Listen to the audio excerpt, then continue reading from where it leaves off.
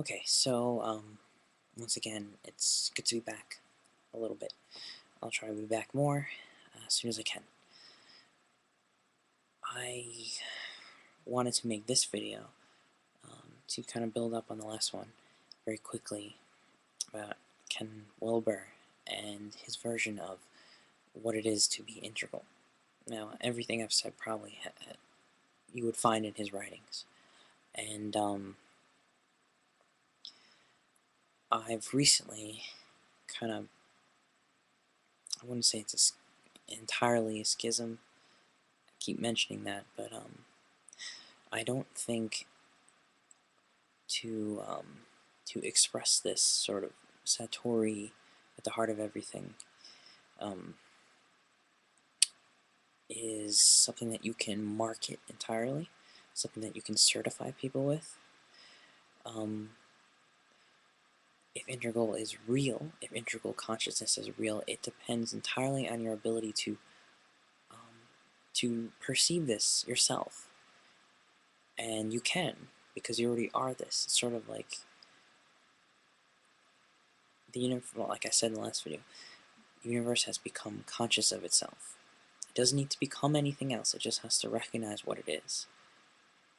And in that way, that's sort of what this is about, but in a more interior way, in a more experiential way, because, we have consciousness, we're sentient, we're aware, so there is a deeper awareness of self, of who am I, that we often identify closely with our ego, our self-image, our culture.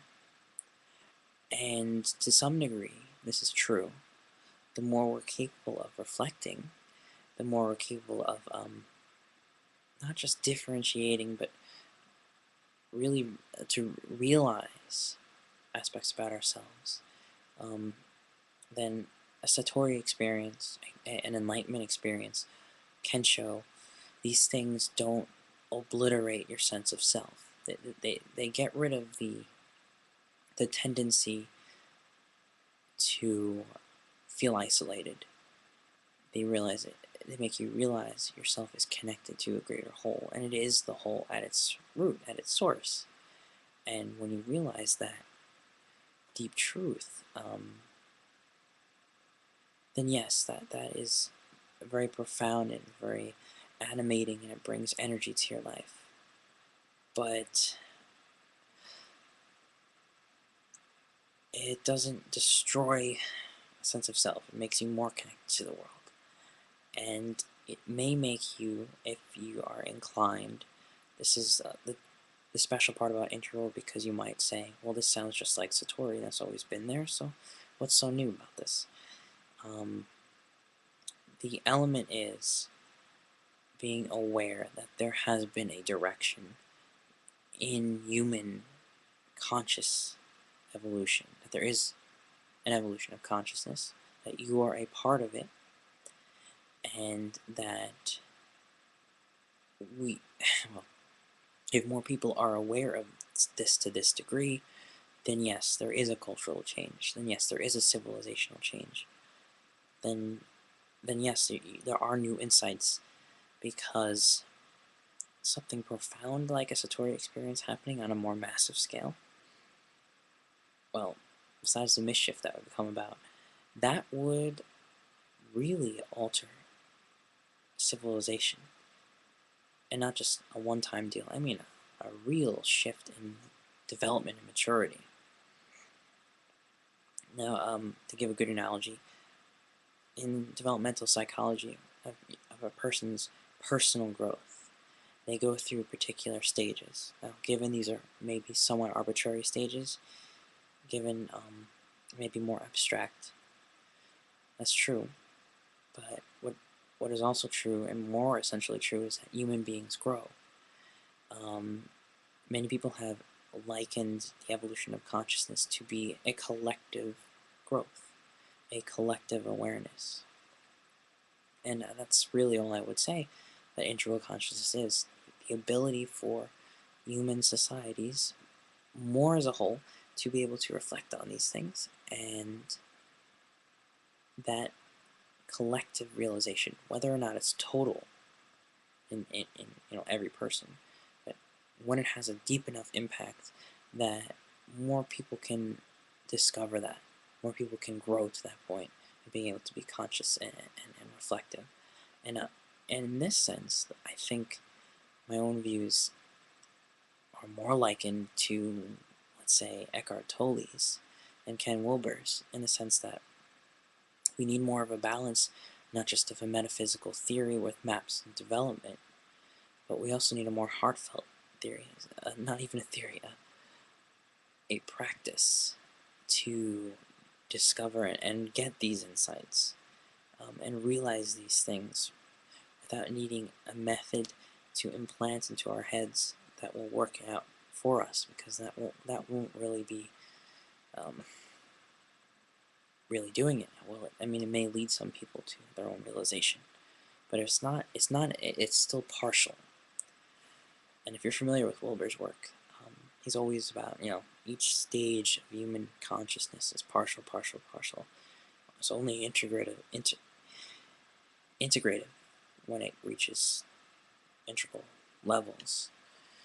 But if, let's say, you have a realization and you only know how to say it in one particular way, that appears to be diverse because it covers everything, but it's still abstract. It's still a map. If you only know how to give people one way of making a map, which is, for instance, all right, well, here's a compass. Here you go.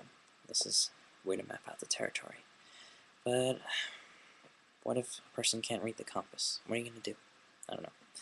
I don't know if that's a good example. But I guess what I'm saying is abstractions, metaphysics,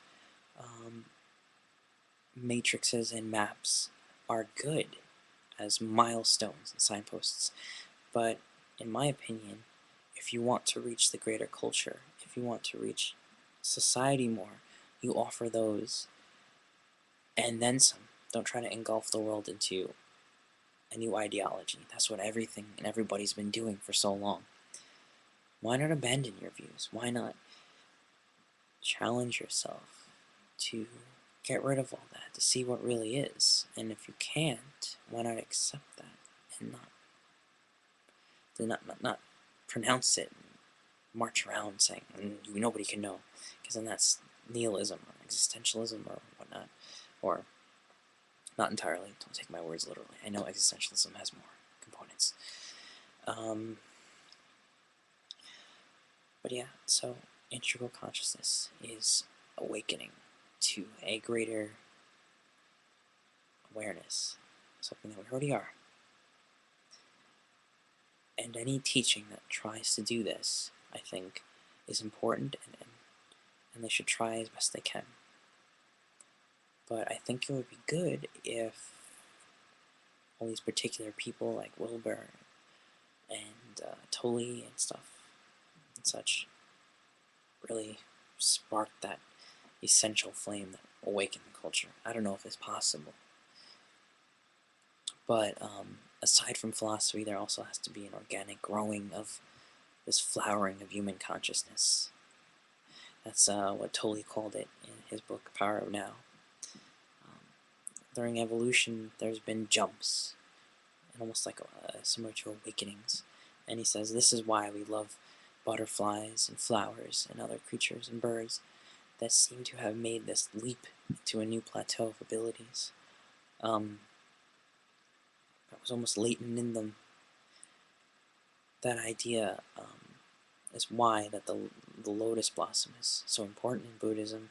The dove is important in Christianity. The butterfly is just a very poetic metaphor. Metamorphosis.